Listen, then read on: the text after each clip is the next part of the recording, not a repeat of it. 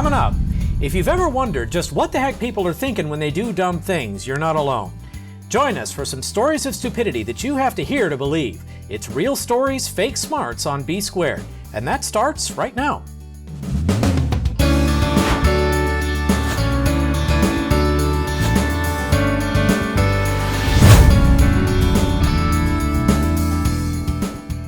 Greetings and welcome, and thanks for tuning in. I'm Brandon Bridges, and this is B Squared. So show of hands, who hasn't seen something at least once in your life that made you go, seriously? Don't they know better? You in the back, let's see your hand up. Safe to say we probably all have. Our guest tonight is a Navy veteran that's seen it all and shaken his head sadly at a lot of it. He also runs a YouTube channel that popularizes his unique approach to calling out the dumb things people do. Here for one night only, or at least until we talk him into coming back, may I introduce Kevin Farrar, or K-Far, to his friends. Kevin, welcome to you, sir. Thanks for having me. No, thank you very much for being here. So I've been looking forward to this for a while, and now that the night's here, I just got to ask one question. Did I get any of that intro right? I just made it up as I went along. Hey, you get it more correct than most people. I'll take more correct than most. Considering who the most are that we're talking about, yeah.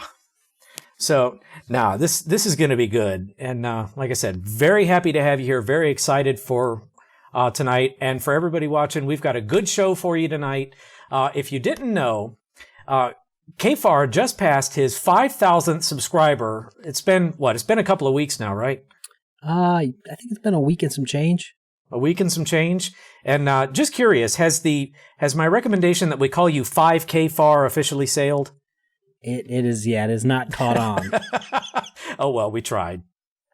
Now, so to all of my viewers, if you aren't subscribed to K-Far's channel, don't go away. Wait until this stream ends. But after tonight's show ends, go subscribe to K-Far. Like I said, his channel is full of opportunities to point and laugh at stupid, but it's not just pointing and laughing maniacally like some channels are.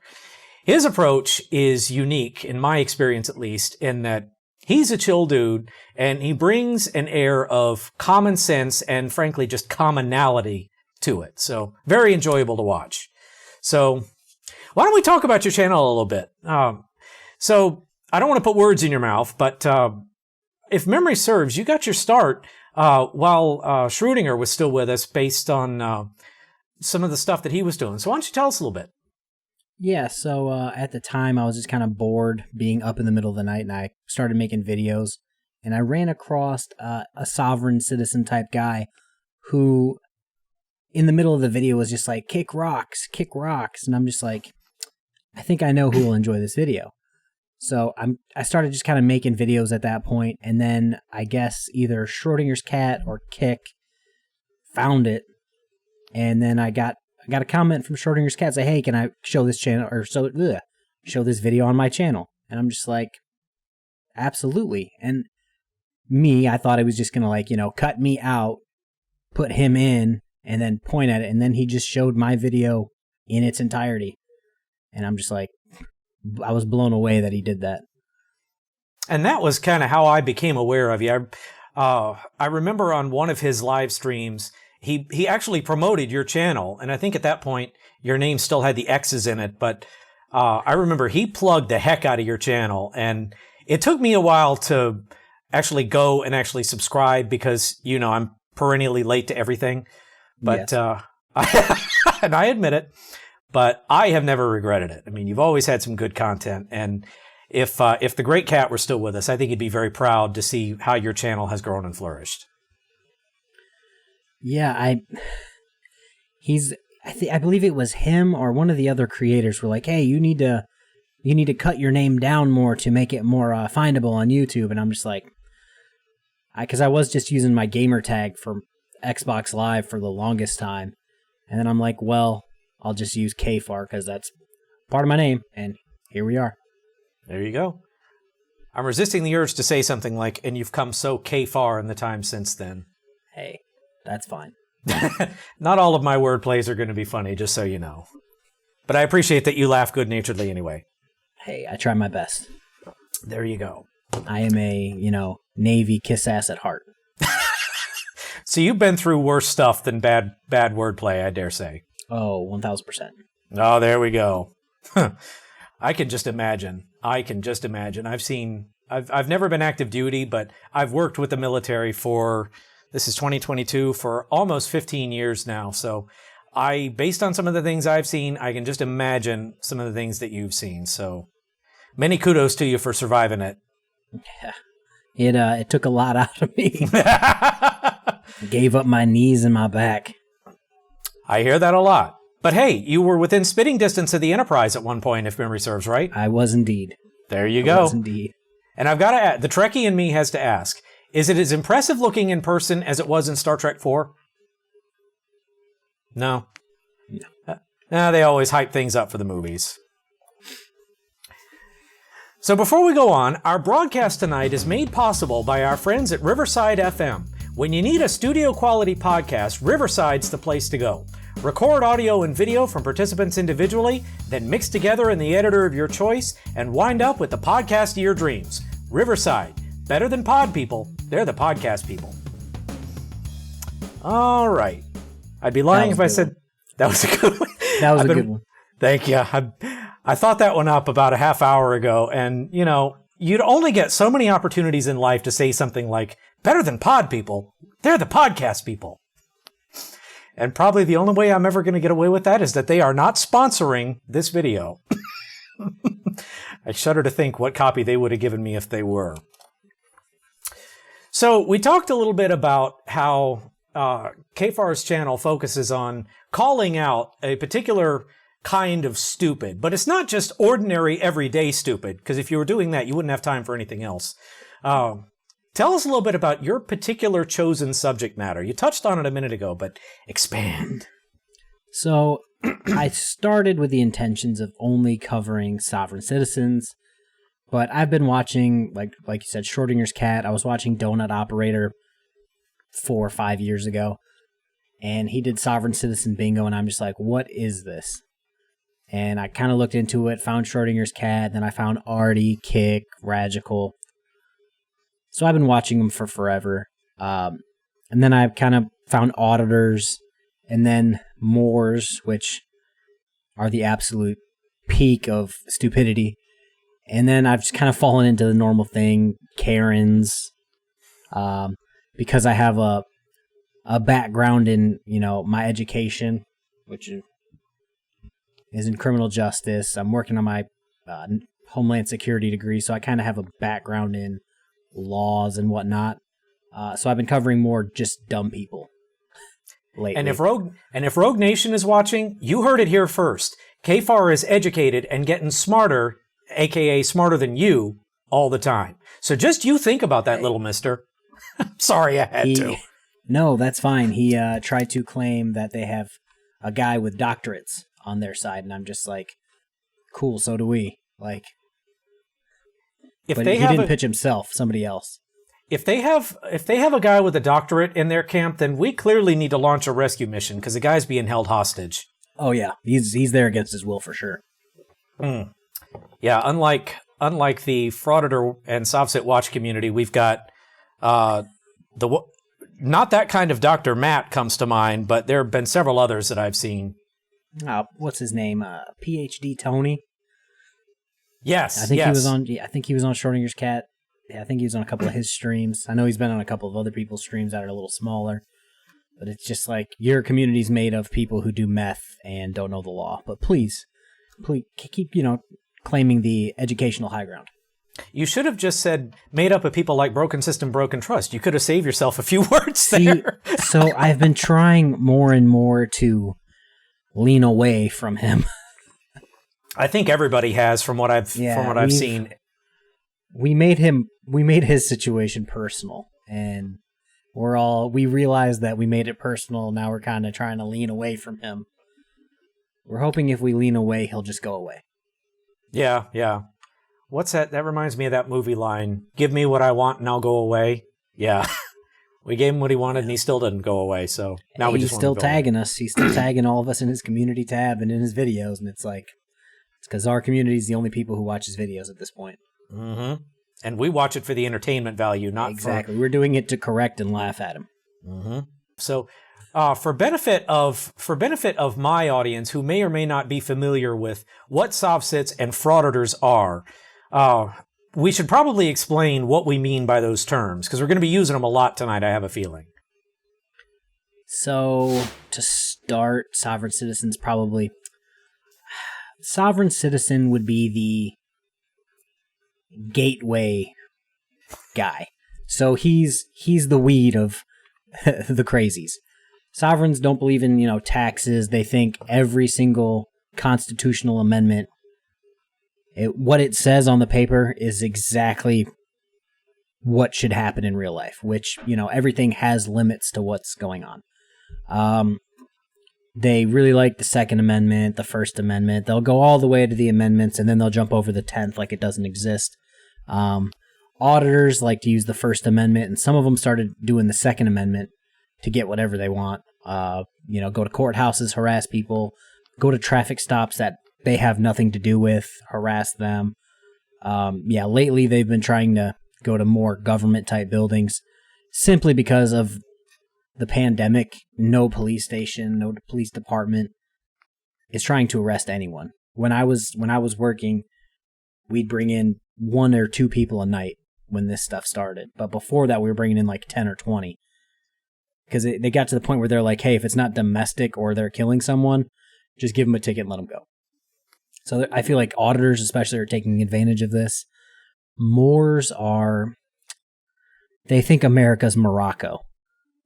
And they live on, I forgot what year it was, but it was a treaty of peace and friendship from I forgot if it was the 1700s or 1800s. I'm just drawing a blank right now. But they're history revisionists that use all sovereign citizen ideology, but claim to be the original inhabitants of America, which scientifically and historically is just untrue. Now, quick, what's the Third Amendment? But don't tell them that.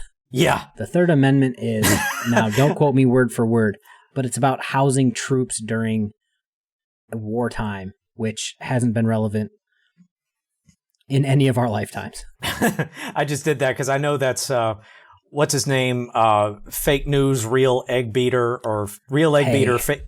Just because that's his shtick lately. Hey, they're the cutest couple. Yeah, they are. America and fake Mike Real News. Yeah. Cutest auditing couple. Right. They've topped the charts of Whiskey Tango Foxtrots. Am I right? Yeah. I didn't know. So again, because it's not relevant to anyone's life or has been used in anyone's lifetime, he said, "What's the Third Amendment?" And I'm just like, what is the Third Amendment? I know it's something to do with troops, but what is it? So I looked back and I'm just like, who would just know that? Mm-hmm. That's his new use it. That's his gotcha question, though. It's designed to make him look smart. And he uses it in situations that have no bearing on the Third Amendment. Mm-hmm. It's like, I'm auditing a post office, but what's the Third Amendment? And it's like, what? Let's start talking about Poster 7, not the Third Amendment. Yeah.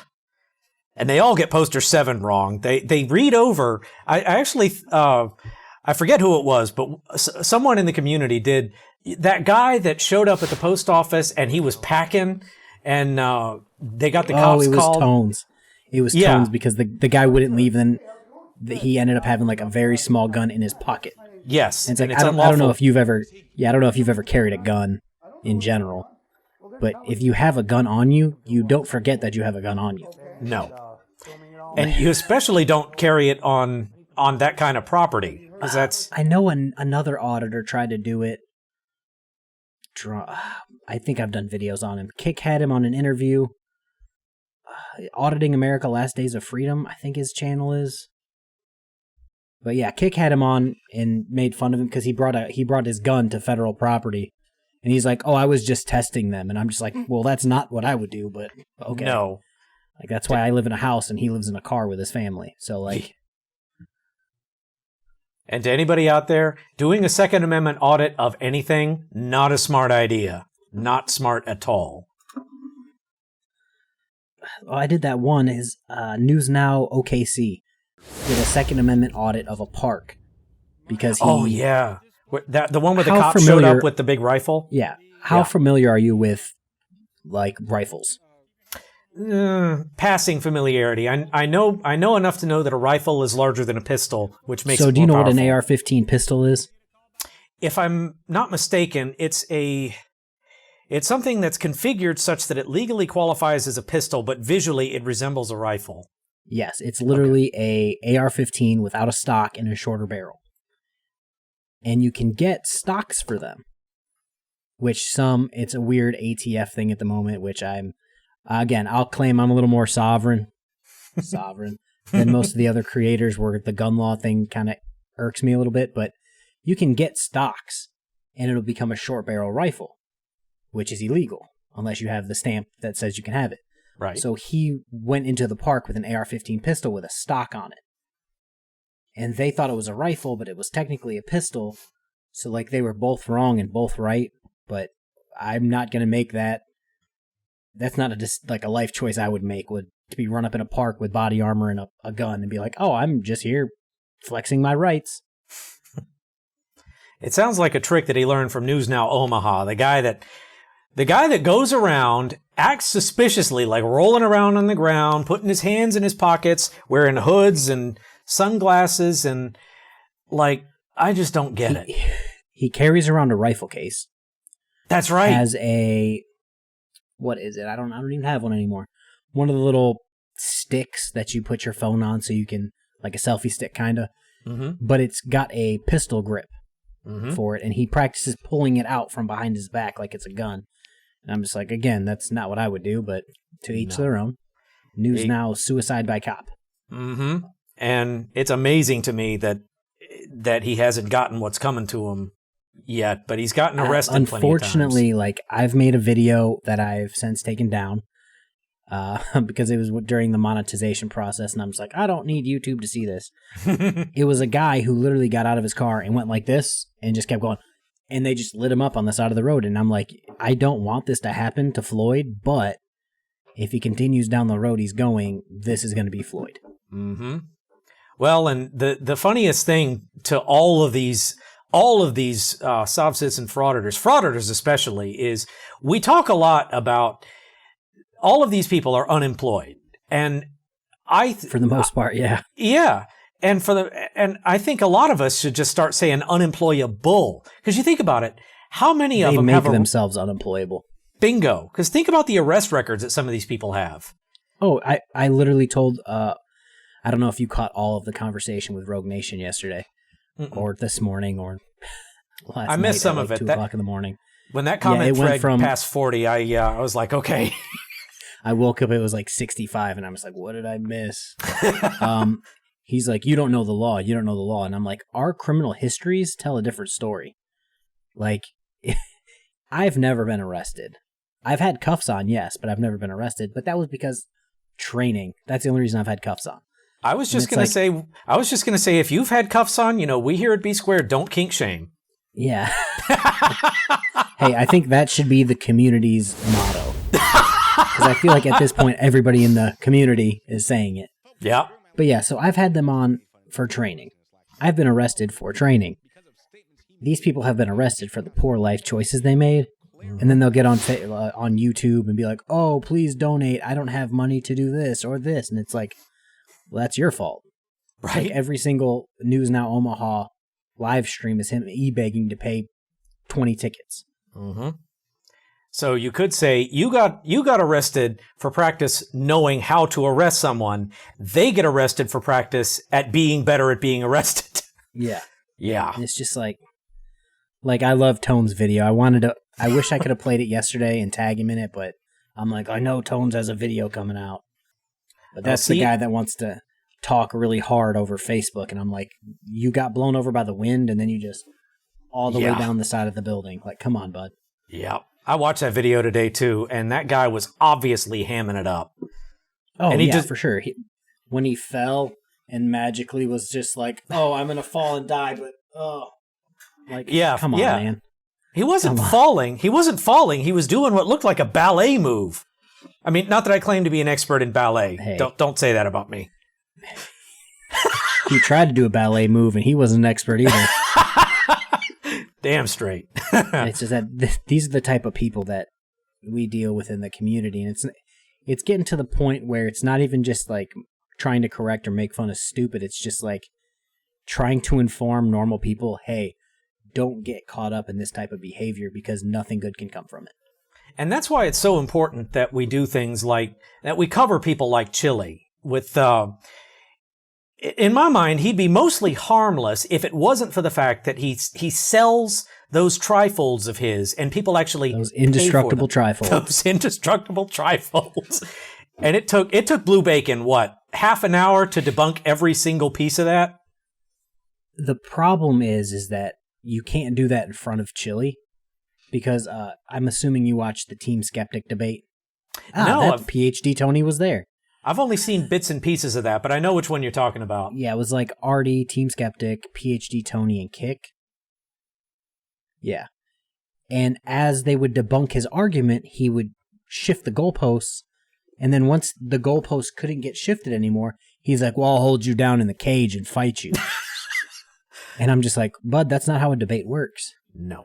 Like debates about ideas.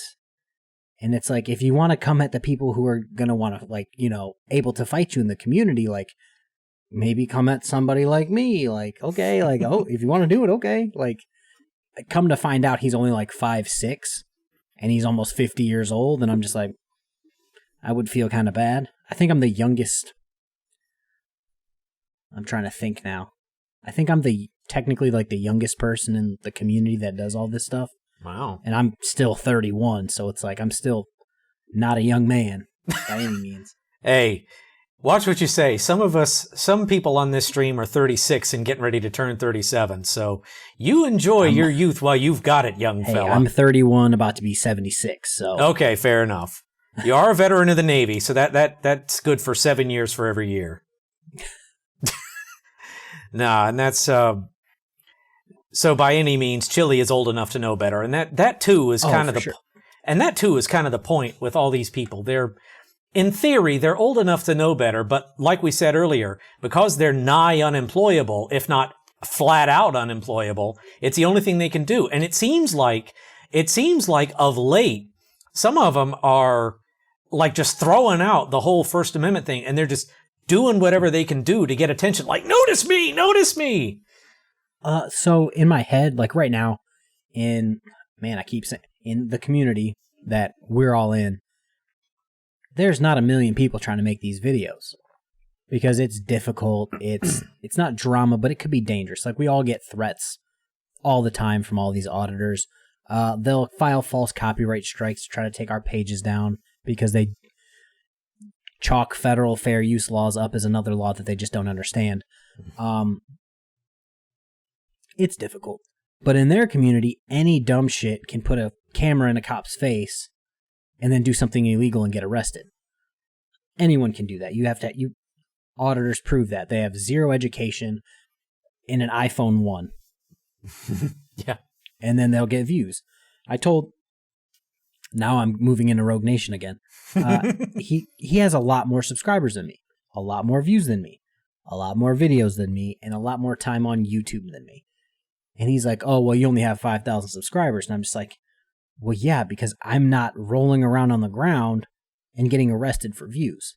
Mm-hmm. Their community is so jam-packed with dumb people that all want to be famous by doing this.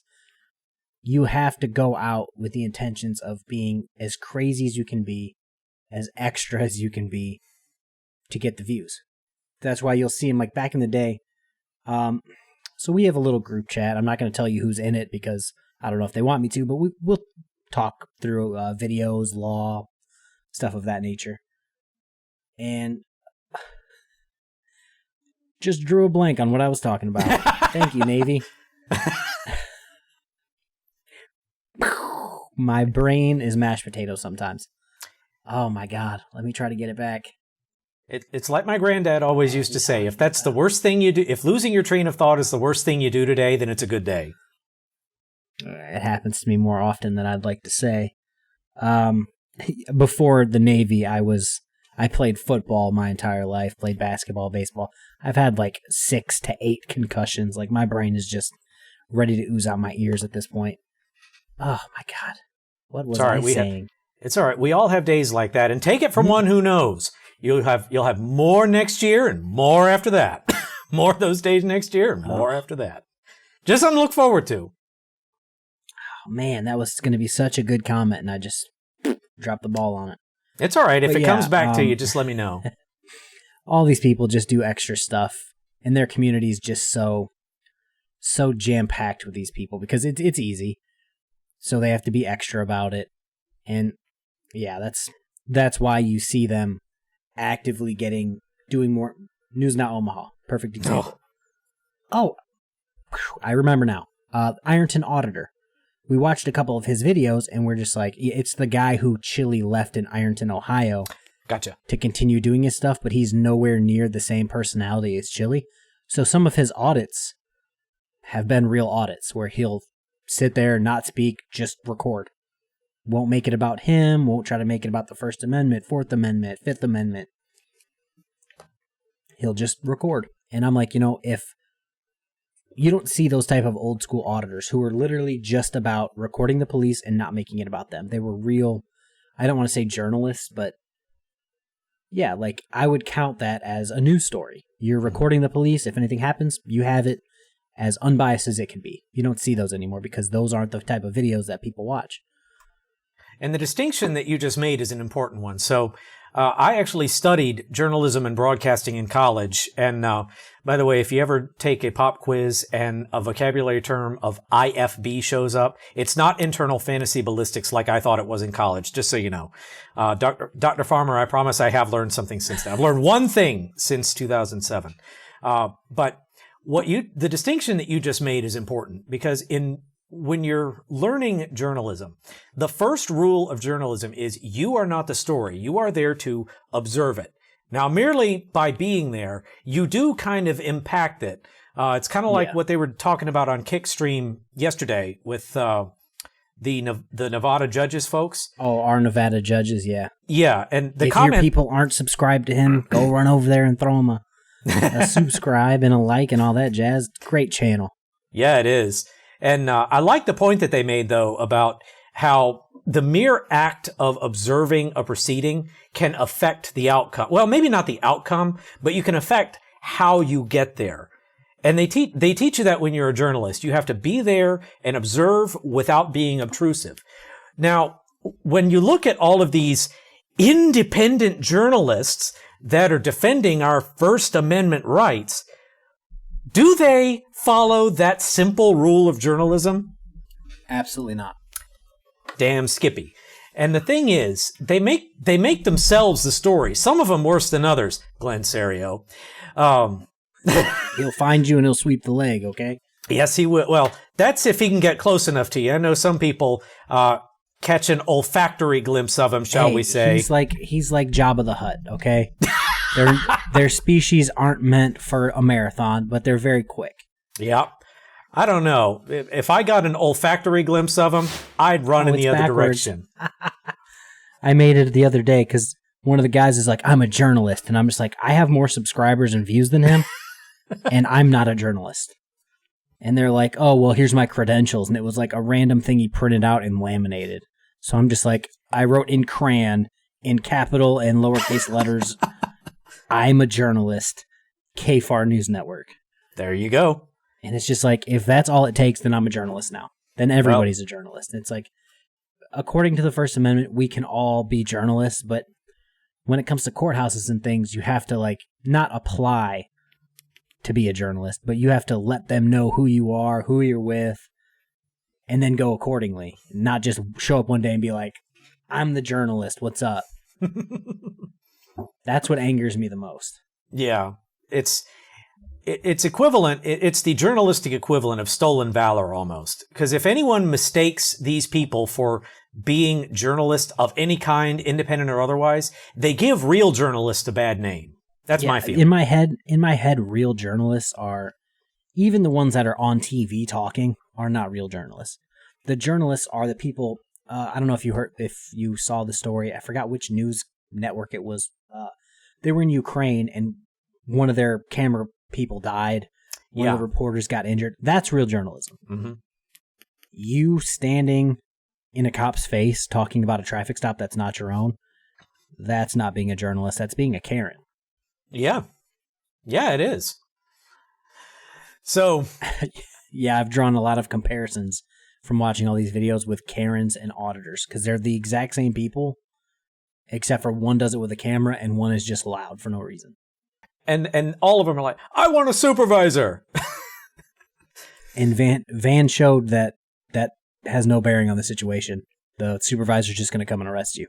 Yep. I don't know why they all think that a supervisor is going to come save them. It's never worked.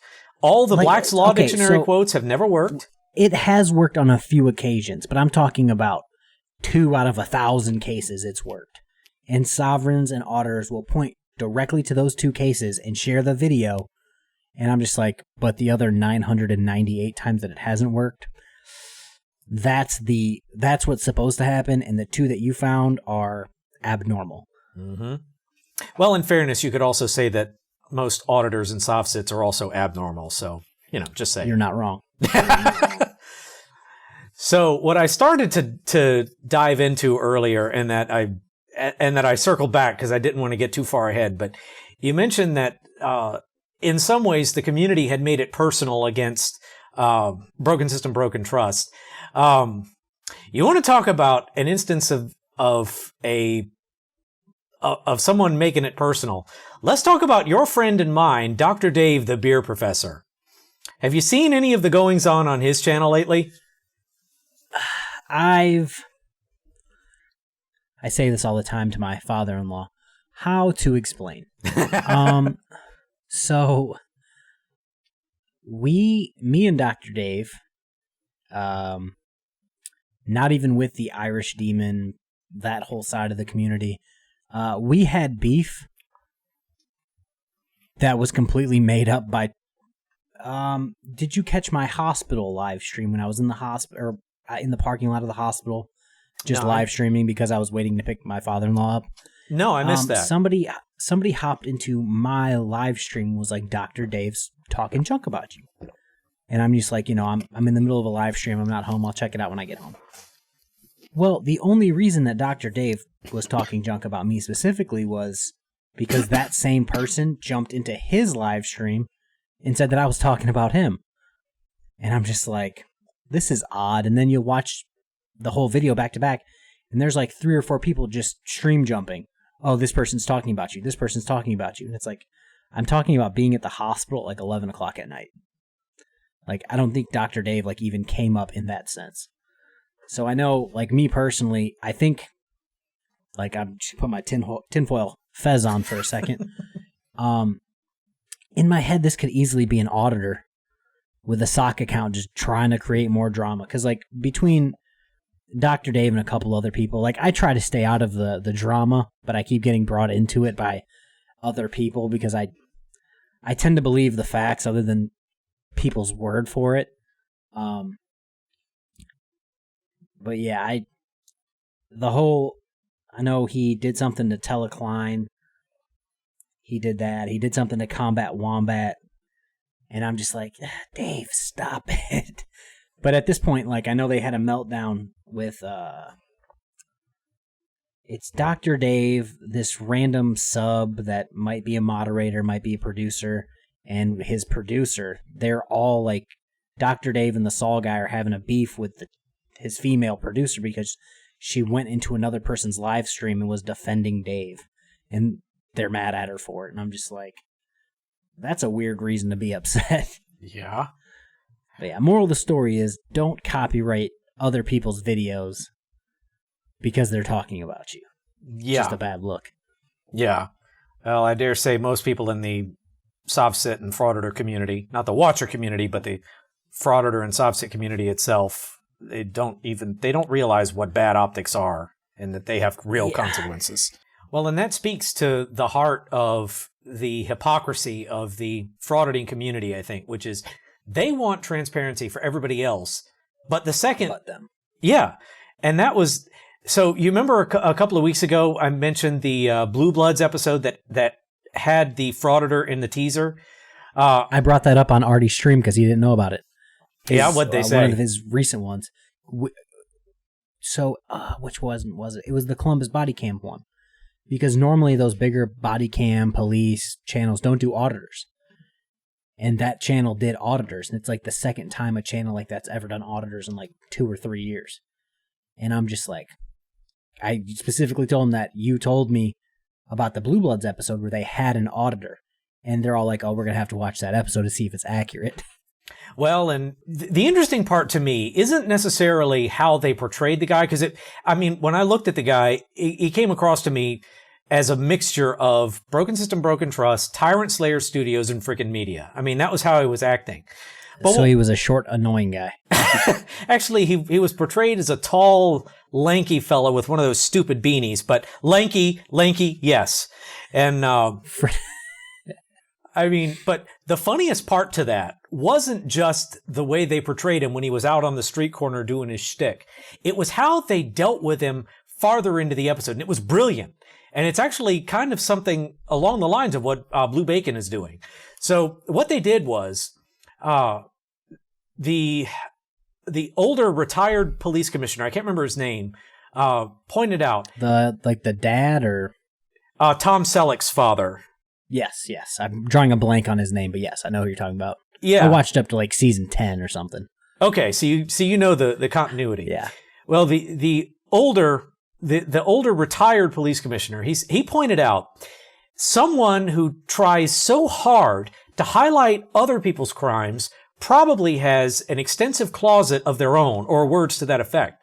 So what they did was they mined the comments on his YouTube channel because it seemed like in the story people had commented on his videos like these are all the wrongs that you have done.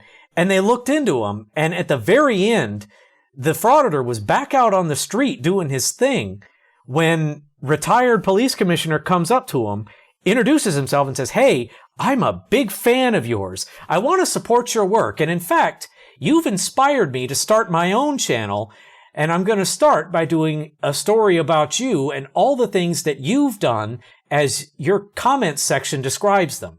Because like they had looked into it and they'd validated a bunch of those claims.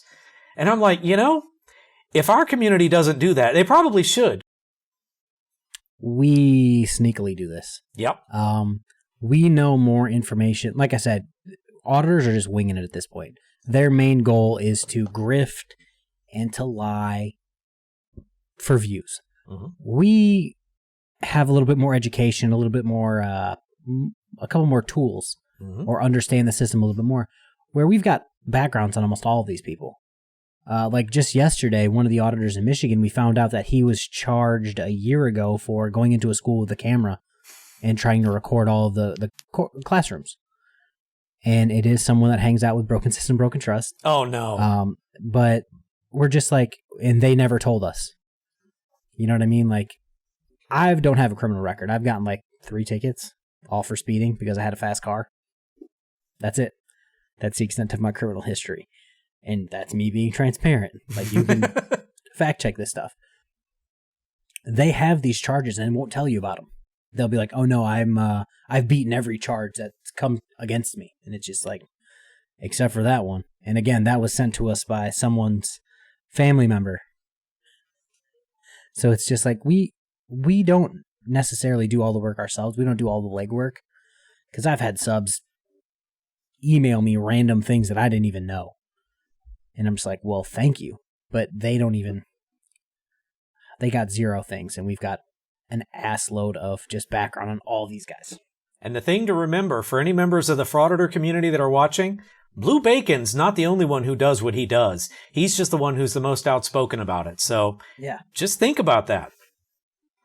Well, so like when you go after someone like Kfar, he's someone that's educated but is fairly modest about it.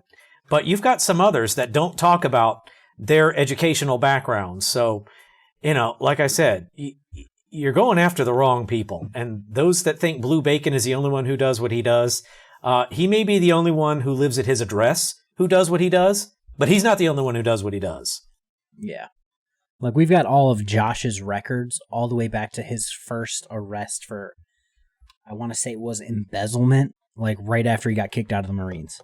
So we've got from the moment he stepped out of a uniform until he just got pulled over in MCC's car Oh, last month or 2 months ago. Like, we've got everything. was that the So it's like, time? I don't. Was that the time when he got MCC's car towed and he sat there for an hour trying to argue it? That was just pathetic. Yep, that'll be the one. Claimed the cop was targeting him because he recorded 2 seconds ago, and it's like, no, Josh, it's because everyone in that city knows who you are and they know that your license isn't valid. Mm-hmm. Whether it was suspended at the time and it was supposed to be, he didn't renew it, and that's what happened. That's why it's not valid. Whether he doesn't have it because he didn't renew it or because it was suspended at the time, everything he kept saying in the video was lies. He's like, well, I have this piece of paper that says I can drive. And then when he went up on Masshole Report, he showed the paper and it said right at the bottom, you can't have any more charges and you have to have renewed your license to drive. And it's like, read your own documents. Well, it's like Poster 7 all over again. They zero in on the parts that they think supports their position, but they ignore like the majority of the document which doesn't. Yeah, like I said, they try to use all of the amendments up into the 10th, and then they just skip right over the 10th. Mm-hmm. Because they don't believe that anything like the state has to say on the matter should be a thing. And it's just very pathetic and intellectually dishonest, if we're being honest. I'm not driving, I'm traveling.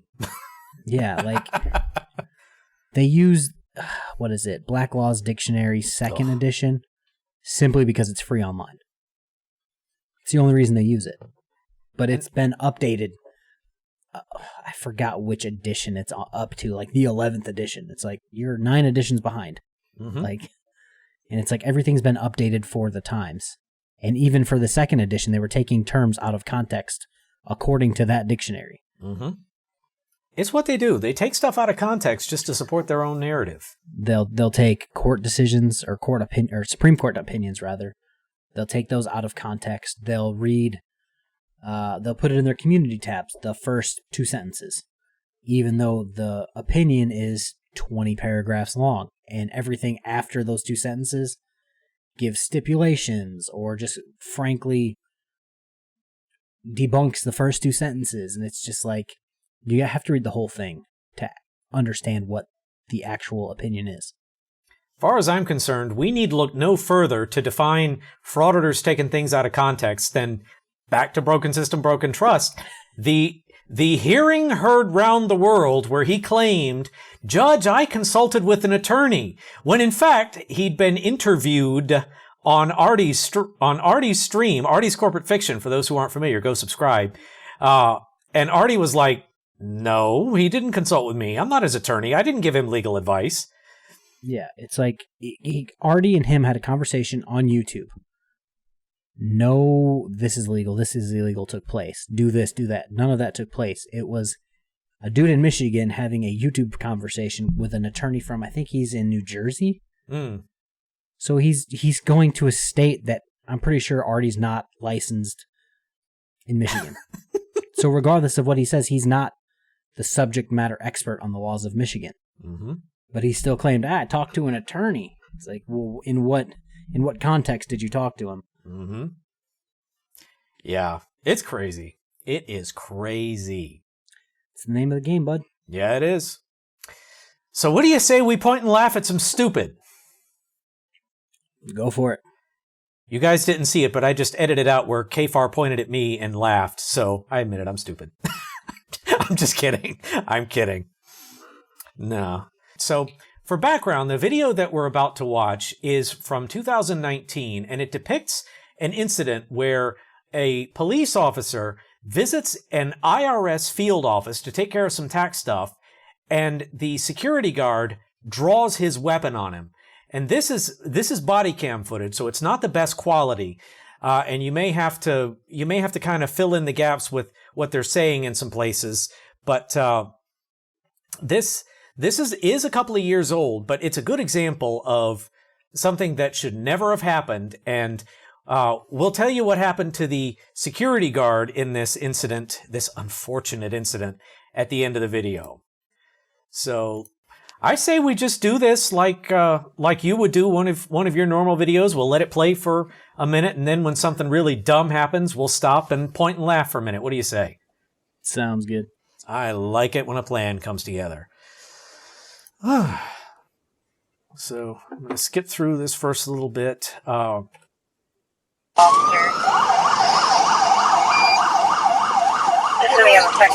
we join the action as the police are en route. This is body cam footage from the. This is the police officer himself.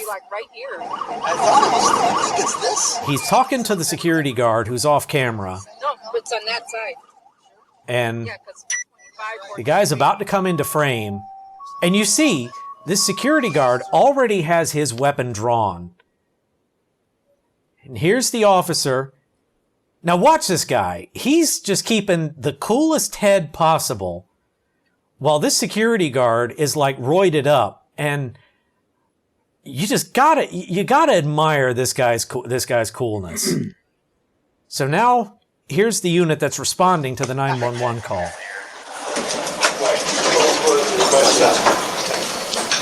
How you doing, man?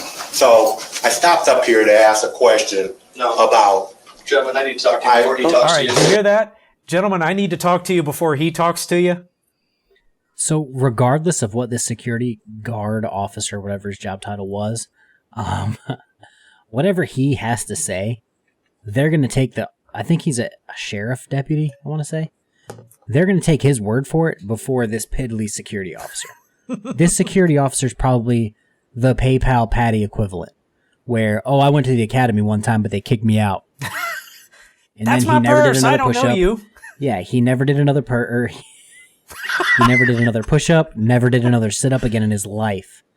And they're like, he's been to the police academy. He should know something. We'll give him a gun and let him be a security guard at the IRS.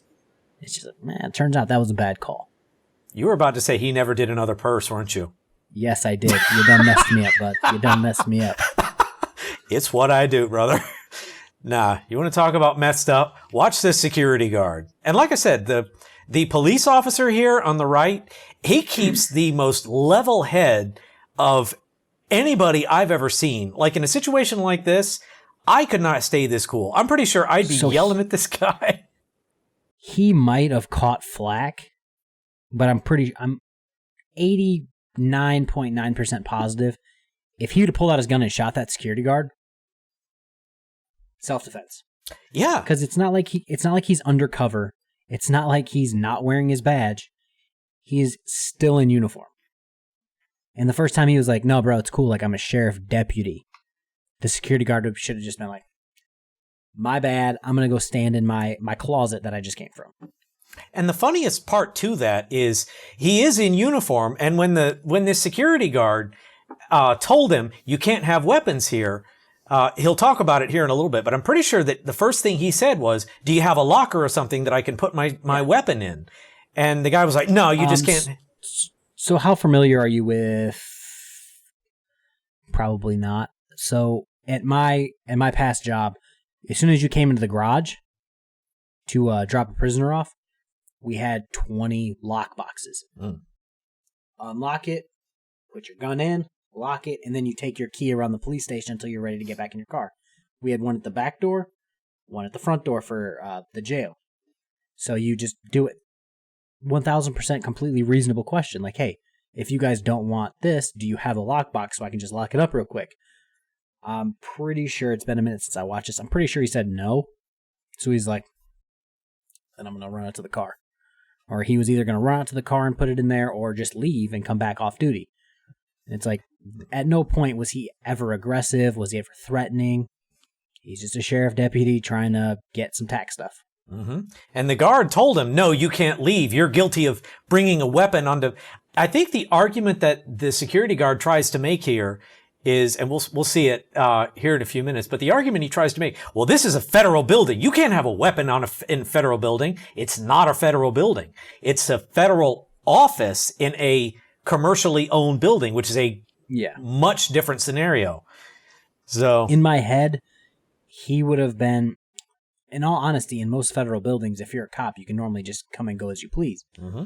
Especially if they don't have a lockbox, because you're one of those people where they're like I have my concealed carry for Ohio. I don't have it for Michigan because I'm just kind of waiting for their constitutional carry thing to hopefully get passed. Mm-hmm. It's just a whole thing. If you're not aware of the concealed carry requirements, it's a lot different than it was in Ohio. Yeah. But even with a concealed carry, I can't carry in buildings that say I can't carry. If you're a licensed, deputized deputy sheriff, you can normally go and do whatever you want. But as soon as he gets out of the elevator, I'm pretty sure there's another set of double doors to the left in this video. That's where the federal office starts, is through those double doors. So even right now, he's completely fine to have a gun. Well, we're giving away the good part. Let's get back to it. Sorry I'm long-winded. Oh, no, it's all right. It's like I said earlier. If that's the worst thing you do today, it's a good day. Again, I stopped up to ask a question. You want to pull him aside, that's fine. I stopped up to ask a question about some tax situation.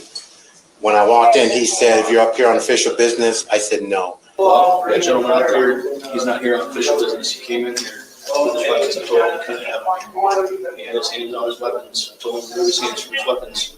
He didn't listen. I drew on him. And that right there, he admits it. I drew on him. And it's like you said, from that moment on, that officer would have been justified in drawing his own weapon, I think. And it's I'm glad he didn't, because that would have been an unnecessary escalation, but... Yes, I was exactly going to use that exact wording, an unnecessary escalation. Because at the moment, like, that guy's not going to shoot you unless you pull your gun. So just don't pull your gun. So he's just like, you know what? I know that I'm not in the wrong. The cops are coming, and you'll see it. The cops are coming. They're not going to be like, oh, we're going to come in guns a-blazing and kill me. I'm in uniform as a sheriff deputy. Like, I'm safe. And he's not even worried about his officers taking action against him. And the conversation, it seems like the conversation among the cops outside the elevator in the other room is basically, what are we going to do about this knucklehead? Yeah. At no point were they out. Never mind. It'll spoil it. But yeah. Keep it moving. We're having too much fun already.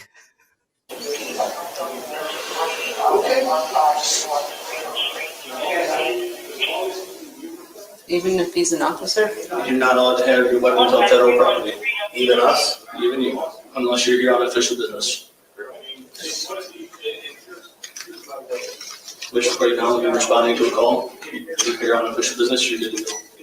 He said, well, you can't leave your weapon up here. You're going to have to take everything off. I said, well, do you have a locker? He said, no, we don't. You're going to have to take it to the car. And I said, well, I have been up here once before. 310, you can have it here. And they never said, nah. So another gentleman stood up and said, hey, you got to do what he says or you're being disruptive, I believe he said. I wasn't here. No, I'm just saying. I said, okay. And I said, that's fine. I just said, but there's no locker. And this is what I'm doing. I said, so there's no locker? So there you have it. He asked if there was a locker. He's told there isn't one. And he's actually, it sounds like he's wanting to be cooperative with the rules of the house. But you heard it. The guard is trying to sell the idea that the whole building is a federal building. And you can see that it's not. No. Like I said, it's of very few federal buildings. Like when it comes to a tax office in a random commercial building, very few of them are going to see a sheriff deputy come in with a gun and be like, and halt, you gotta go, you gotta leave. Yeah. Because it's just not something, it's normally the exempt class because they're fully trained, qualified, like they're good to go. But yeah. There we go looking for common sense in the wrong place. Didn't the Navy teach you what a bad idea that is? hey. Yeah, that's absurd. I still got my, he still got his gun. And there's film to see, and he goes, get your hands off your gun. I said, get your hands off your weapon. I said, I don't have my hands on my weapon. He immediately goes and draws his weapon out, points it at me. I said, what is wrong with you? And I said, what is wrong with you? I'm leaving. He follows me out. He says, it's too late now. You're going in cuffs. So he follows me around the corner. So now just imagine how that would have played out. This punk security guard who looks like PayPal Patty almost saying, that's it, you're going in cuffs. Can you imagine if like what would have happened if those other officers showed up and that officer was in cuffs on the ground without his gun? They probably would have came in guns a-blazing on the security guard. Because they're like, you just assaulted a PO and took his weapon. Like, that's just something you don't do. then again, I mean, if they got into a physical altercation, I'm pretty sure the sheriff deputy would be like, well, I cuffed him and took his gun. Sorry. Well, I mean, just looking at this punk security guard, I'm trying to imagine any scenario where he would get the better of this guy, and I'm just not seeing it. Yeah. He maybe like 100 times out of 101, the sheriff deputy wins. Mm-hmm. And the only reason the other guy wins is because the other guy just won 100 times and he was tired. Yeah. Like, that's the only reason. Either that or Doughboy wins because he has the advantage of torture cuffs, right? Oh, torture cuffs. Don't even. Yeah, like so I have alerts on my laptop that go to my headphones. Blue Bacon just started a stream that was called Chili Threatened Me. Oh, and it's no. just like, oh, God. Wait, again? The dude can. Oh, God. The dude loves threatening people, but it's like you're 40. I think he said he was 45, 46. And he's like I said, 5'6", 5'7". Like, he's not a very large person. Like, I'm 5'10", 205. And it's like, I'm not anywhere near these people's weight classes. And I'm not a large man. But they're the first person to be like, oh, I'll hold you down in the cage. Like, pump the brakes, champ. Yeah. It's like I said the other day, they all have inferiority complexes. And that's the same way with this security guard. Like, he's not in the sheriff deputy's weight class, but he's the first person to be like, you're going to go in cuffs. Calm down. And listen too to how these two, I don't know if you've ever seen the movie Rashomon, but listen to how these two go about talking about this same event. The officer, he just stays as cool and calm and collected the whole time. But when we cut, which is the best thing he could have done in that situation. Right? But then listen to the security guard retelling his side of it, and he's getting all extra and like this. Does this have the 911 call in it? Does this video have it? I am honestly not sure. Because if it doesn't, I'll explain what the 911 call said. The 911 call is very, very, very disingenuous. Go ahead and explain it, just in case it doesn't, because I don't think it does. So he called him in, and he's just like, "There's an African American or a black guy here with a gun." Blah blah blah. Does not state that he's in uniform, that he's a sheriff deputy. Doesn't say anything. So that's when the sheriff or the other people showed up. I forgot if there were other sheriff deputies or if they were Toledo PD. They showed up and they're like, and they look at this sheriff deputy like, "Oh, you got here first. Like, where's the guy?" And he's like, "I am the guy." And he's like, "That's not the 911 call we got." Mm-mm. Like, it was just very, very, very disingenuous by the security guard, where it was like, I'm going to hem up this sheriff deputy, whatever it takes. And that's wrong. It's comical. 1,000%. Yeah, it's 1,000%. Makes for great content for everyone else. Right? Oh, I can just imagine can you imagine what someone like Kick or Blue Bacon would do with this if something like this happened today? Oh. We would literally probably all hop on Artie's live stream like we did the other day. Yeah, but that would only last until Artie started having technical difficulties. Or until he got his first 100. He did his 800, his 8-hour live stream still going on right now. Mm-hmm. Well, I would only say his live streams would only go until he started having technical difficulties or until his first $100 super chat. Did you read what happened? Did you read what happened to his technical difficulty? Oh, no, what happened? He's like, my monitor broke. It was literally just like, I have an Xbox and you have like the actual power supply with the cord that goes in and then it plugs into the wall. Mm-hmm. That was just unplugged. And he's like, I just didn't even think to check it. He's like, one of the cats must have got it. I was trying to tell him the night that all that was going on. I was in stream trying to tell him, do this, do this, do this. And he's like, no, it's not that. And I'm like, how do you know until you try it? I even super chatted at him a couple of times. It's like, Artie, calm down and try this. And, it made for some good viewing though, that's for sure. Don't tell Artie I said that. Good thing this isn't going to go out on like a public video platform or anything. Yeah, right, where millions of people can see it. No, nothing like that. All right, let's get back to it.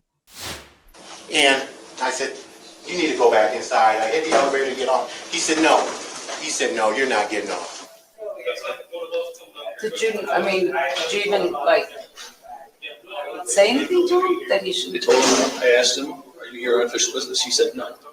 Okay, you have to take your weapons off the property. You cannot have them here. He asked me if it was someplace where he could store them. I said, no, there's no place here on the property that you can store them. You're gonna have to take them off the property. What's the law? What's the law as far as somebody bringing? I understand you're. And this is just how I'm saying it. What's the law of bringing in firearms in the government and like when you're? Well, and he's not on official, even though he's on county. He's on county time. This we'll check all the records. You have to do, but he's coming here on personal business, and he's not an official business. He can't bring his firearm As long as he's in uniform, Unless you But can he's get not- the uniform. but he's not on official business. doesn't matter. As long as he's in uniform, because I mean, what if he? And here's my what if. What if he just got off shift and was going to take care of this because he doesn't live in the city or close to here before he goes home? Okay, and then it just, and I'm just playing devil's advocate for you so you can understand. Say he does put all of his stuff in his car and locks his car up, somebody breaks in and steals all of his stuff. Now we got some criminal Well, he running probably around. shouldn't be here on You know what I'm court saying? time either. You know. Well, that, Okay, again, I just came to ask And a that's simple the big question. problem that I have with this. This guy on the left just made the argument, well, he shouldn't have been here on work time anyway. It's like, you work 8 hours, you get a 15-minute break, dude. So I know in TV shows it's gone into this. In random auditor Karen videos, it's gone into this a little bit. Officers are out for where I work. They went out on 12-hour shifts, 7 to 7. So from 7 a.m. to 7 p.m., you were at work.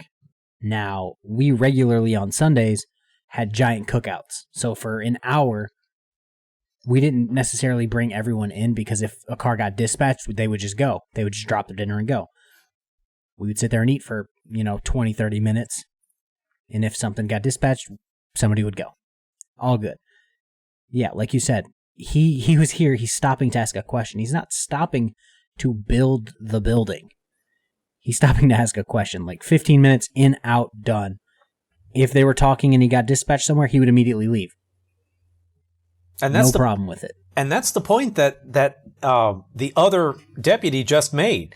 Like, if he gets a call, then he goes. And oh, by the way, if he leaves his stuff in his vehicle and someone breaks in, then all of a sudden we've got a criminal out there who's armed.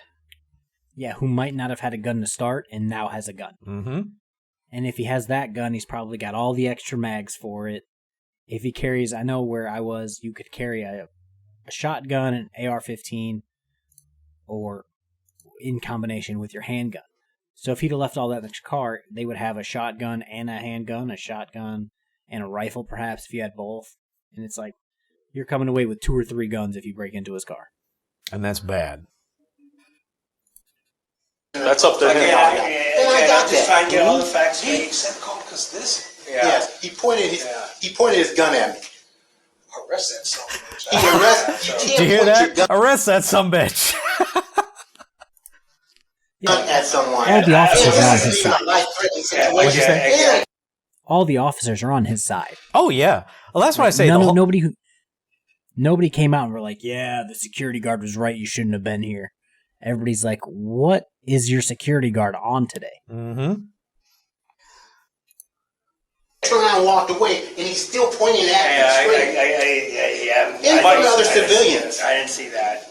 My whole There's issue, cameras here. There's I want him cameras. gone. There are cameras here. Please look at your cameras. my whole issue is that he's in uniform. I mean, it's There it is. It's It's clear- common sense.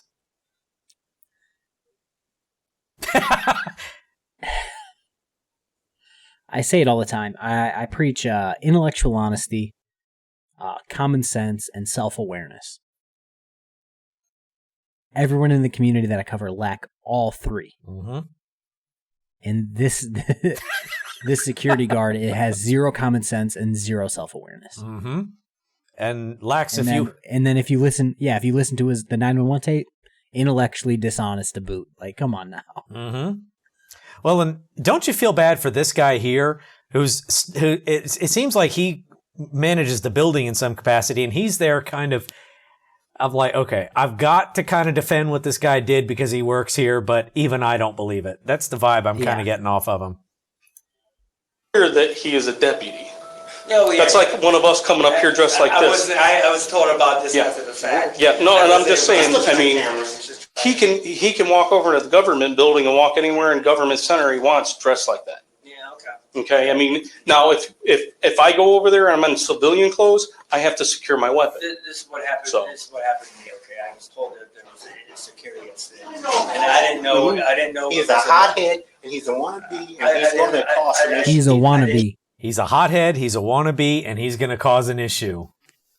And that's what kind of goes through my mind when I see someone like that Nimrod who was carrying at the post office, or when I look at Chili, like, he's a hothead. And in Chili's case, all I can say is it looks and feels like roid rage. I mean, tell me I'm wrong. If you look, no, 1,000% correct. With his background in the fitness community, all I keep thinking is jock sock. Yeah. I was wondering if either of us was going to get to say that on this stream. I'm so glad you did. With his background and him being how he is, I wouldn't say no. I think it's roid rage mixed with slight Napoleon complex. Yes. Not a psychologist, not anybody with but that's just from what I'm getting at from knowing people who have done it. Like, I'll point to the flip out at the janitor right before he got arrested. Yes. My man was vacuuming, and he's just like, the law's here. You're trying to stop transparency. The whole time he's doing it, he's looking at his camera, talking to the janitor. Like, the janitor's not trying to stop transparency. He's trying to go home and have dinner with his family. Like, let the dude vacuum. Mm-hmm. Ugh. That... All I can think about now is jock sock. And to folks out there who aren't familiar with, this is kind of a sidebar, but to everyone out there who isn't familiar with the guy that we're talking about, the man's name is Chili DeCastro, real name Jose DeCastro. He goes by Delete Laws on YouTube.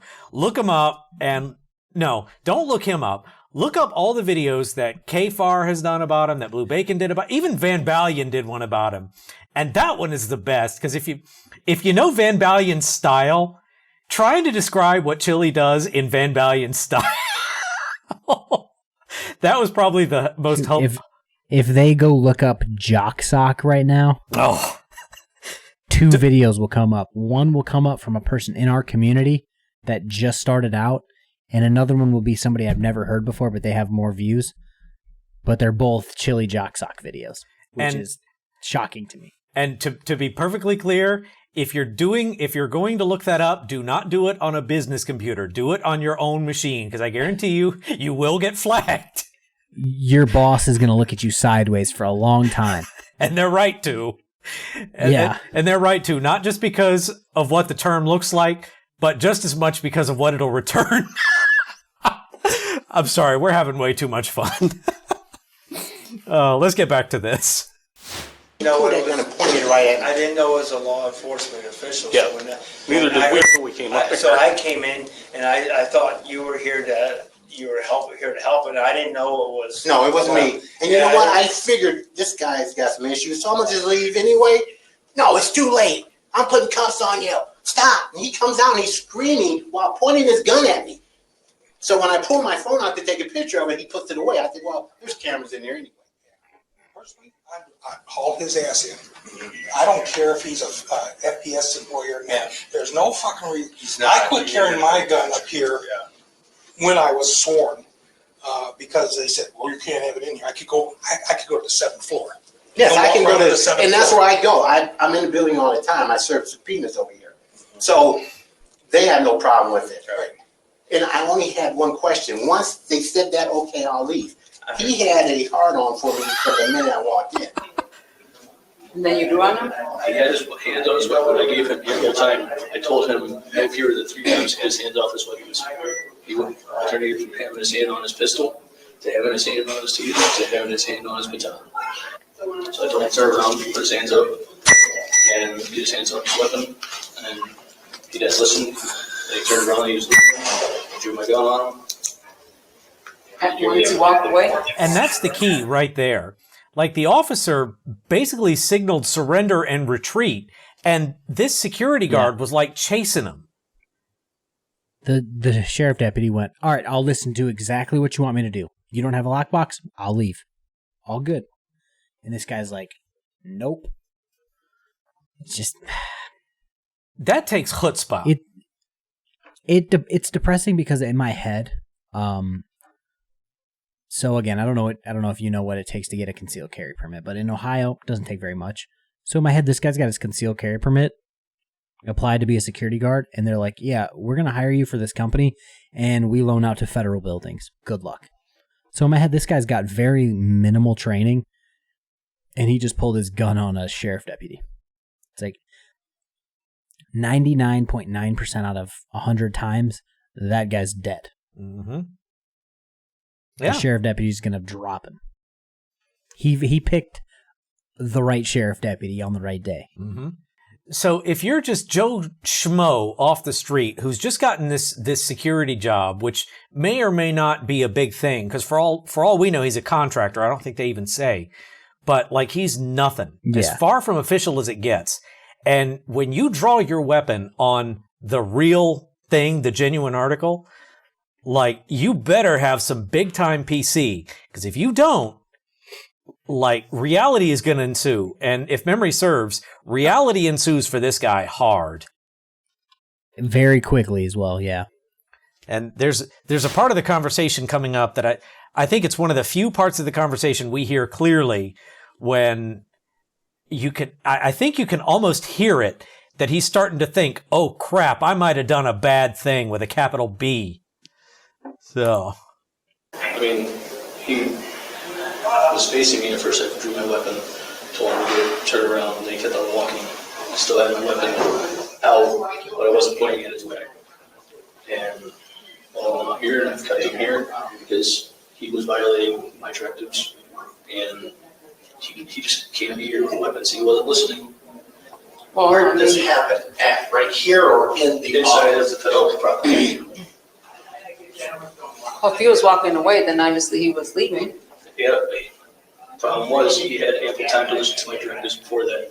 At the time that he was walking away, it was after I told him to turn around for his hand. So the guy just admitted he's walking away from me, but he's not doing what I'm telling him, even though what I just told him to do was get out.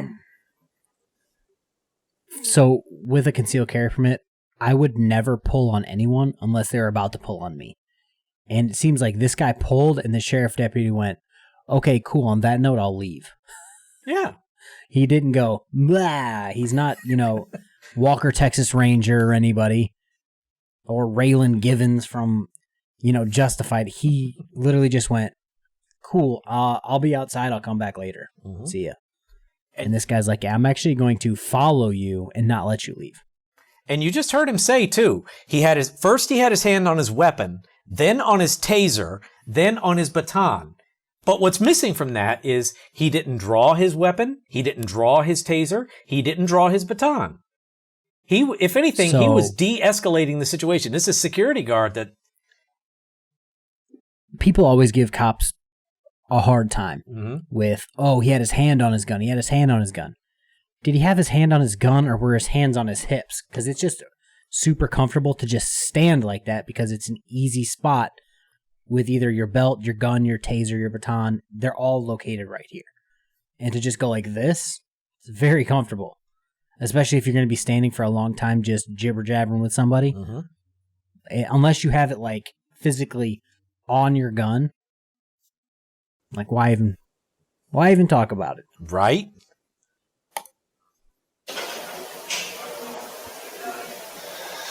You have a sign posted? It's posted on both the entrances here. It's posted as you go in there, no weapons allowed. Yeah, that's what I'm getting at. Yeah. Because he can carry in the building. It's posted. Maybe not up here. I don't have any weapons. It's on every entrance. It's also posted no fewer than 2 times before you go into there. It's posted. Well, I get that, but as far as I know, we are all allowed in this building on unofficial business. Maybe not in your office, yeah, but up here in the whole building. pretty sure that we can. Well, but I don't know, but we're not really concerned about that now. We're just talking about what happened in the office. Yeah, I mean, I gave him the information right as soon as he came in. He refused to leave after that. Kept on refusing to leave. And then it became a non-choice for him. Afterwards, he had his choice, and he didn't listen. His mama is going to kick him out of their basement so quick.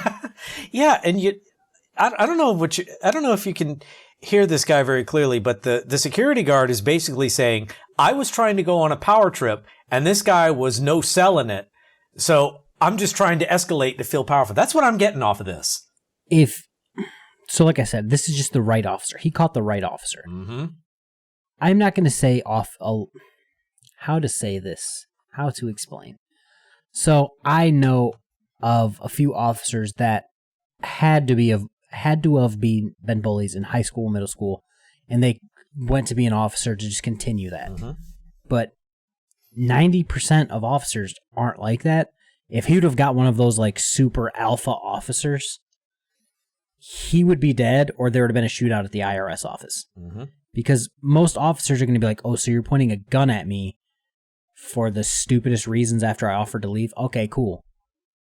And this guy would have been laid out on the ground. But he just got the right officer on the right day. And it was very fortunate, too. Because like I said, this guy, according to everything the security guard is saying, this officer was professional, he was calm, he was level-headed. It was everything that a cop ought to be. Yeah. So, and this, you know how they say, when you have the wrong person, just give them enough rope and they'll hang themselves. That's basically what this. He did it. Yeah, that's basically what this guard is doing. It hasn't hit him quite yet, but by this point, he's already said enough to get himself into major trouble, and it's only going to get better. We got cameras up here, so I'll make sure there's a discrepancy. Make sure it's going to be on camera. What's his reason? He's saying that since it's a federal building and the offices up here, that no one's allowed, regardless of status, to have a firearm in the building. Really? Yeah. What's he got on him? This is not a federal building. No, it's not. This is a federal office there, but from here down, it's public. Right. This is our suspect. It's kind of put it down. I'm gonna leave it. It was gone. Then one let him leave. Who did this? So in my head, I don't want to play like the race card, but he just explained to a black officer that the suspect is a black sheriff's deputy who had a gun in the IRS office. And he's like, who is dumb enough to do that? And they're like, yeah, see that guy right there? He did it. And the guy didn't waste any time. He don't need to be here. That's like the best line in this whole video, I think. He don't need to be here. Ramifications of that. I mean, I'm not a lawyer. No. Oh, neither are we. Does not make sense. You know, I mean, the sad part is they're both. It's not that. I mean, don't get me wrong. I'm glad he didn't pull a gun on me, because I would probably pull mine on him. But I started to disarm him. Yeah, but I didn't. I just. The only thing is he feels that he was in the right. Now I don't know what your guys' rules are, and I know it says no firearms. The only problem is. But common sense. Yeah, he has no common sense. I know. Okay. So now they both said it. He shouldn't be here. And there's finally someone came out and said it. I forgot that was in here, but he has no common sense. Yeah, that's not the guy you want defending your federal office space. No. Is the hot-headed guy. You never want the hot-headed guy to have a gun.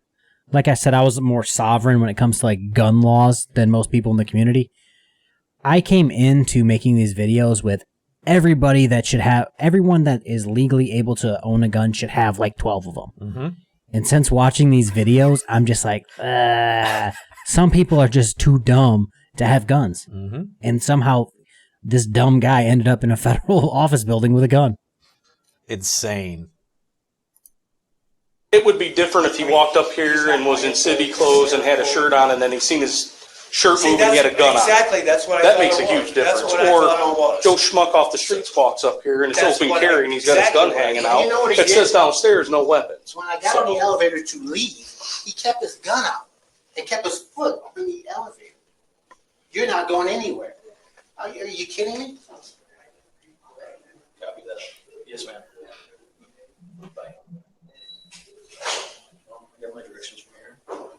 Who's that?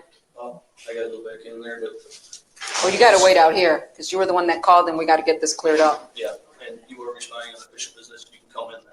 No, you gotta wait out here, sir. I'm sorry, man, but I've got my direction from the Federal Protective Service, I have to listen to them.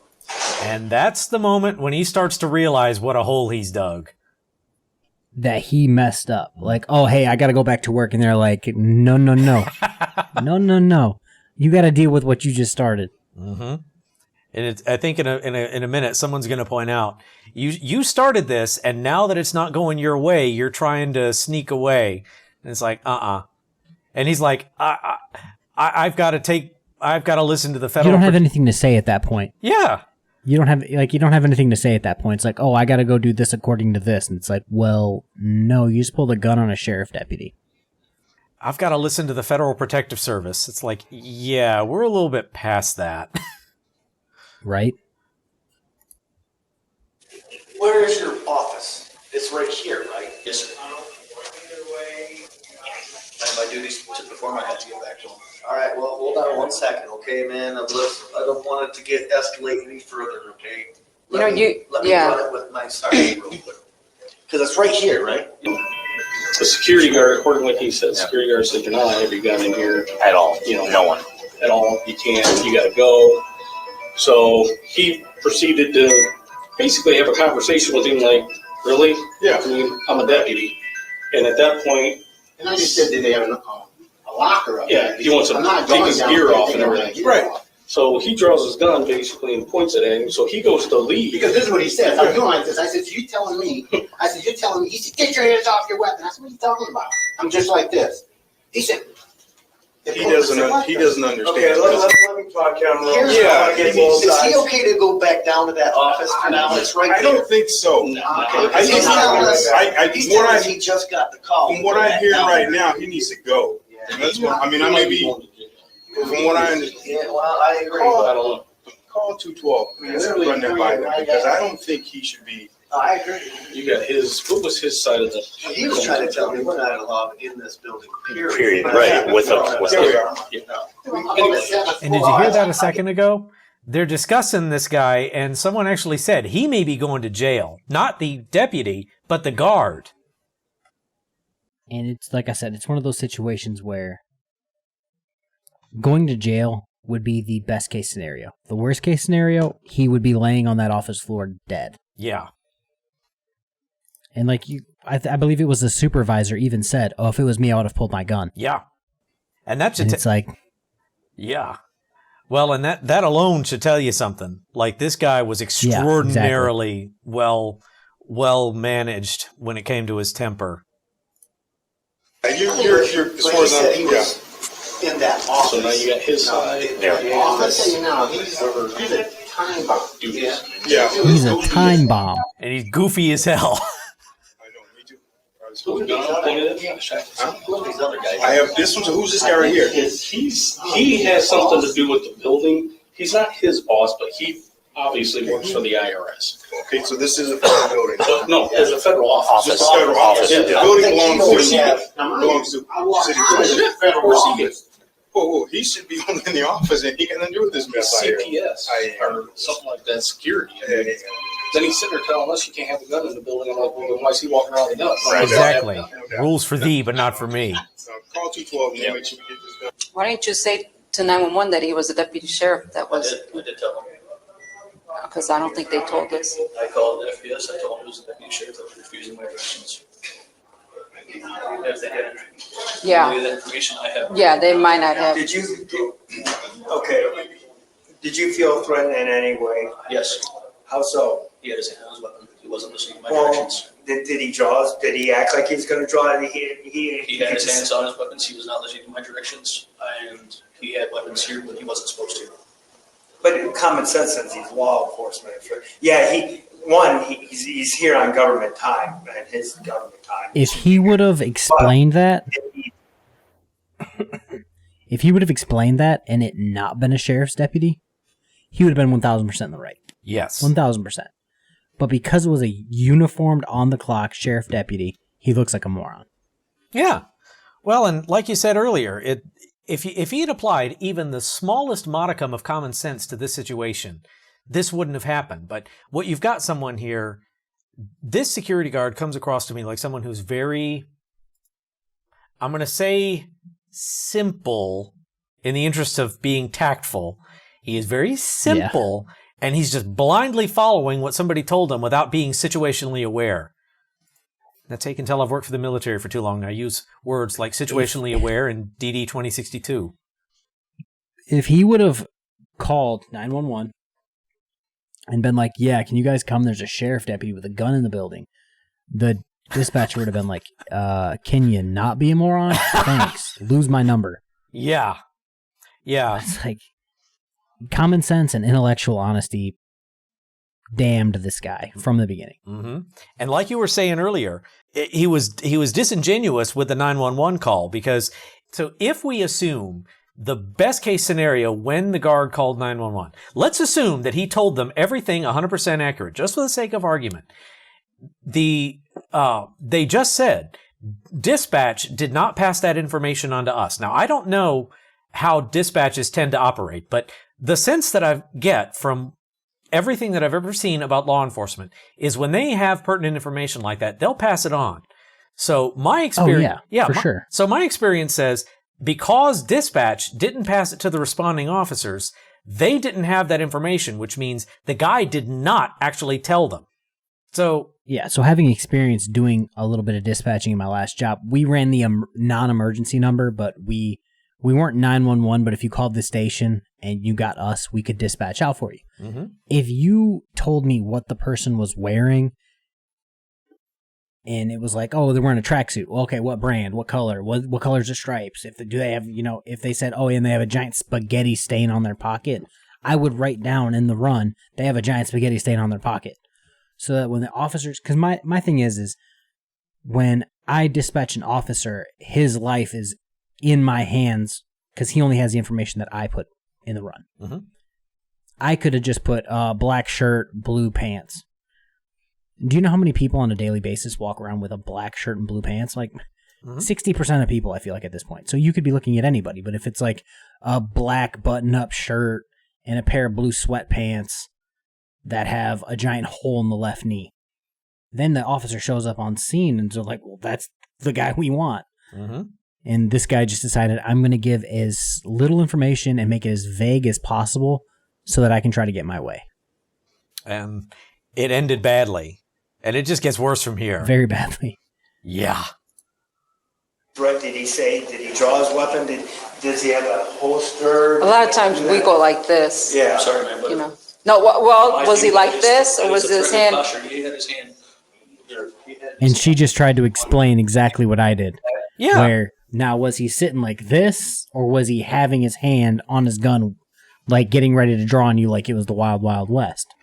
Which just wasn't the case. Well, then the funniest part to all this to me is the guy is trying to say, well, I felt threatened because of his posture. And it's like, you clearly don't know how cops operate if that made you feel It's the same thing as auditors. Yeah. It's the same thing as auditors where they're like, well, you're a police officer and you have a gun, so I feel threatened. And it's just like, well, cops have had guns since the beginning of cops, so you should probably get over that. It's basically like a cop's gun is like a teacher's pencil, or a teacher's chalk. Like, that's just part of the uniform. Mm-hmm.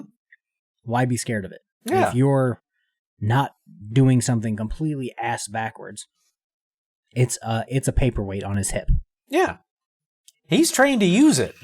The auditors are the ones that, for all we know, don't have any kind of training at all. And weapons are more dangerous in their hands. Well, phones are dangerous in their hands, but weapons are dangerous. I know of a few auditors. Josh obviously has an other than honorable discharge in lieu of a court-martial. And he didn't even make it through. Didn't someone say that he didn't even make it through basic or didn't make it all the way through training? Oh, he did. He did. He did, okay. I think I'd have to go back and look at his DD 214, but it's like 3 years and some change. So he did quite a lot. Okay. Quite a long time. I think it's Wright's Crispy. I know you probably haven't heard of Wright's Crispy. That name sounds familiar. He got arrested in one of my videos that News Now Ninja then tried to copyright strike, which was weird. He got arrested. He was dishonorably discharged from the Army, I want to say. Oh, yes. And then somebody else did a whole video on it. And I'm just like, these dudes are just so scummy. And then, yeah, they'll claim things like, oh, I was in the military. And it's like, well, how'd that go for you? It's like, oh, it was other than honorably discharged because I did meth and got caught underage drinking. It's just like, my service and your service were not the same thing. No. Yeah, I do remember that now. It took me a second, but yeah. It was one of my way, way, way back videos. Yeah, I think I remember that. And all I can say is the level of stupidity that some of these people demonstrate defies description. So like we this need guy. to determine if there's going to be any legal ramifications on this either way. We're gonna have to work that out. We're gonna call our detective bureau right now and talk to them real quick, so. Did you tell him that he doesn't want to listen to our directives and wants to go back? I didn't really tell them that as much, but. We As need far as to I'm concerned, I have to get back to my. we got to call your boss. Listen, do not make this worse, man, okay, please. I'm directed by the Federal Protective Service. I have to get back to my job. I'm going to You called 911 and now you I did want not call 911. Who did? That gentleman did. I'm going to call the boss right now, and then we're going to call Brandon. How far is that room away? It's right there, right? Yes, sir. Nobody's gonna go in there with all of us here. That's what I'm saying, that's Yeah. why. Is that what That you're, is room that, is now the safest No, but it's room in the entire city. Right? And he's like, oh, I got to get back to my job. Got to get back. Somebody's going to break into a random IRS office. And it's like, well, there's 15 cops standing at the front door. Most people are going to look and go, I'm actually going to leave. I'll come back later. That's not even counting the number that are out there in the elevator vestibule. Yeah. It's like that's why I say this guy is starting to figure out that he done effed up big time because he's trying to get out of it now and just say, oh, let's just forget all about it. It's like, nah, dude. Yeah, he's trying to talk his way out of it. It's like too that's late. the reason to go in there? No, there are two taxpayers in there right now. I told them to go sit in their car and fill this out. Oh, okay. Right So there. I think only criminal investigation is allowed to look at it. Sir, stay Sir? here for us, please, unless you're staying right there. I'm staying right But there. yeah, Okay. it's real That's- confusing as far as. You hear that? The female deputy just went, what's wrong with him? Okay. This guy's a dude. This guy's a boob. At what point do you think it's good to pull a gun out and point it at a law enforcement officer? He's in full uniform, got his D's belt on, everything. I mean, he's screaming. I'm like, okay, this guy's dumb. So I'm gonna just leave. I'll come back later. He followed. He said, I said, what are you doing? Yeah, just. You need to stop. Yeah. I'm putting you in cuffs. That's it. He said, And go back inside. He said, it's too late. And he said, I hit the thing. He puts his foot. Now he's got his gun out, and he's still with the gun out. And he's got his foot on Holding the door I said, open. man, move your foot so I can go. Really? Yeah. And I realized this guy is goofy as hell. He's got a gun. Yeah, that's still, no. Yeah. As I said, he may be going to do it. I guess there is no supervisor on. And I think the rest of this just proceeds from here. And the guy just nailed it. He's goofy as hell and he's got a gun and he may be going to jail after this. Oh, Yeah, the rest of the video just reiterates how dumb that guy is. yeah. And I think I remember seeing a news story on this and the guy wasn't just fired. He was like fired with a capital F. And I think he was fired. His company got sued. The deputy claimed, what's it called? He claimed emotional distress or emotional injury. And then he claimed that the guy was racist. He pulled the race card and was like, yeah, he did it because I was black and he was white. Which I don't think that's the case. I think he would have just done it to anyone at that point. But yeah, he claimed emotional distress and he goes to counseling all the time. So he either is going to get paid or already got paid, like a lot. And like I said, I'm just amazed that he had the degree of self-control that he did, because a lot of people, when they have a weapon drawn on them, cool-headed is not the word that comes to mind. Yeah, even that supervisor was like, "Nah, I would have came out spraying." And like when we your said, supervisor says that, Yeah, and the building manager, the facilities guy, watching his tune change, because he started off by saying, well, he shouldn't have a weapon here, but then he kind of came around and was like, yeah, this guy didn't apply any common sense like he should have. Yeah, when 20 officers are telling you to your face that you're an idiot and that you're wrong, you're going to go, maybe the guy we hired is an idiot. Mm-hmm. And I think idiot is about the most benign term that we can apply to this guard. I've been trying to tone myself down for this video. Ah, tell us. I'm trying not to say my favorite word that I regularly use on my channel. The F word? Yeah. The F word that rhymes with Friar Tuck? Trying to cut that out. Yeah. Hey, I've heard and said much worse than that, my friend. It's why, for situations like this, I'm about to show my nerd side, but I learned to substitute that word for frack. I've watched too much Battlestar Galactica. Yeah.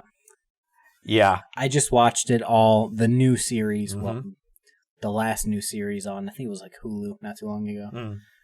And they're talking it's about one of those things where I watched it when it was new, and then I'm just like, I'm going to stop watching this, and then I just started watching it again. Yeah. I'm an undercover nerd. Nothing wrong with that. Well, I think that's about all the time we have. Do you want to give another plug for your channel? Yes, even though I'm very bad at it.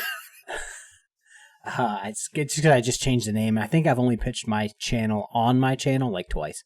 So it's KFAR at the YouTube. Go and subscribe, hit the little bell thing. And that's the third ever shout out I've given myself, so. And a good one it was. And when he does a live stream, don't be like me. Show up on time. Hey, show up whenever you can show up. My live streams are normally pretty long. And you can the panel that you usually have, it's usually a good group from what I've seen. So hey, now that I've started getting StreamYards, because I used to just have Streamlabs, which is just a single player mode. Mm-hmm. But then you got StreamYards, which is multiplayer. So I'm like, oh, I can talk to people. Okay. Yeah, and you do a good job. I've always enjoyed the live streams that you do, and I like it because you're either going to approve of what I say or you're going to want to throw something at me. But I like the streams that you do because I'm shaking my desk. Yeah, you want to talk about it? You want to talk about being a nerd? That's my LinkedIn alert, the Star Trek communicator. But what I was going to say was, your streams are like the YouTube equivalent of easy listening. Yeah, I'd agree with that. I wouldn't say I'm monotone, but we'll get into it if I ever come back. I don't get loud or emotional. I just don't have those in me. So I'll give you the most, this is what happened factually, and not get like this. I know a lot of other channels get super loud and super emotional about things. I'm going to try to, as much as I can, unbias the whole situation. That's why I try to play a majority of the videos on my channel so that I don't have to give you the narrative. You can come to the conclusion for yourself. I'll just help you along the way. And that's why you just passed 5,000 subscribers, and hopefully I haven't looked at your numbers, but hopefully you're well on your way to 10K. So it is. Let me Google this let me look it up real quick, just because the old YouTube Studio tells me. 5,279. That is not a bad number. I'll get to 10K. I'll get to 10K one day. And to my viewers, let's help them do it. Once this video ends, go and like and subscribe to KFAR's channel, hit the notification bell, and tell him B Squared sent you. He'd appreciate it, and I'd appreciate it too. KFAR, thanks for being here. No problem, bud. Anytime. Yes, sir. So that's all we have for you for tonight. As always, I appreciate you tuning in. Until next time, this is Brandon Bridges reminding you the best way to be is B Squared. We'll see you next time. Bye-bye, everybody.